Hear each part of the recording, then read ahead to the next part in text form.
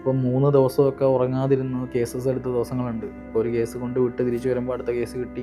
അങ്ങനെ 2-3 ദിവസമൊക്കെ നമ്മളിങ്ങനെ 1 മണിക്കൂർ 2 മണിക്കൂറൊക്കെ ചെറിയ നാപ്പെടുത്ത് ഈ കേസുകൾ ഇങ്ങനെ ഹാൻഡിൽ ചെയ്ത് പോയ ദിവസങ്ങളുണ്ട്. അപ്പോൾ അങ്ങനെയൊക്കെയുള്ള ദിവസങ്ങളിൽ മെയിനായിട്ടും നമ്മൾ അനുഭവിച്ചിട്ടുള്ള കാര്യമാണ് ഈ ഹാലൂസിനേഷൻ എന്ന് പറഞ്ഞു കഴിഞ്ഞാൽ നമ്മൾ കോൺഷ്യസ് ആയിട്ടിരിക്കുമ്പം തന്നെയും നമ്മുടെ സബ് കോൺഷ്യസ് മൈൻഡിൽ പല കാര്യങ്ങൾ നടക്കാനായിട്ട് നമുക്ക് തോന്നിപ്പോകും. ഇപ്പോൾ വണ്ടി ഓടിച്ച് പോകുന്ന സമയത്ത് റൈറ്റിൽ ആൾ കയറി വരുന്നതായിട്ട് തോന്നും, ഒരു രൂപ അവിടെ നിൽക്കുന്നതായിട്ട് തോന്നും. പല സമയങ്ങളിലും ഞാൻ ഈ മരണം നടന്ന സംഭവത്ത് ബോഡിയൊക്കെ കൊണ്ടിറക്കിയിട്ട് കൊണ്ടുവന്നിരിക്കുമ്പോഴത്തേക്ക് ഈ നമ്മളിരിക്കുന്നതിൻ്റെ തൊട്ട് മുകളിൽ ചെറിയ ഗ്ലാസ് ഉണ്ട്, അതേ കൂടെ നോക്കുമ്പോഴത്തേക്ക് പെട്ടെന്ന് ഒരു ബാക്കിലുള്ളവർക്ക് തോന്നും.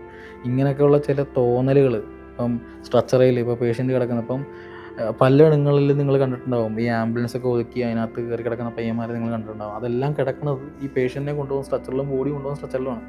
അപ്പോൾ ഈ കിടക്കുന്ന സ്ട്രക്ചർ പെട്ടെന്ന് നമ്മൾ ഈ വണ്ടിയിൽ കയറി ഇരുന്നിട്ട് നമ്മൾ തിരിഞ്ഞ് നോക്കുമ്പോഴത്തേക്ക് സ്ട്രക്ചറിൽ ആരോ കിടക്കാനൊക്കെ തോന്നും. അപ്പോൾ ഇങ്ങനെയൊക്കെയുള്ള തോന്നലുകൾ ഇടയ്ക്കിടയ്ക്ക് സ്ട്രൈക്ക് ചെയ്യും. പക്ഷേ എന്നിരുന്നാലും നമ്മൾ ആ സമയത്ത് തോന്നലല്ലേ. എൻ്റെ ഒരു അനുഭവത്തിൽ പറയുകയാണെങ്കിൽ ജീവിച്ചിരിക്കുന്ന മനുഷ്യന്മാരെ മാത്രം പേടിച്ചാൽ മതി, മരിച്ച ആരെയും പേടിക്കേണ്ട ആവശ്യമില്ല. കാരണം ബാബ സുരേഷ് പറഞ്ഞ കണക്ക് പ്രതികാരം മനസ്സിൽ കൊണ്ടു നടക്കുന്ന ഒരൊറ്റ ജീവിയുള്ളത് മനുഷ്യൻ മാത്രമേ ഉള്ളൂ.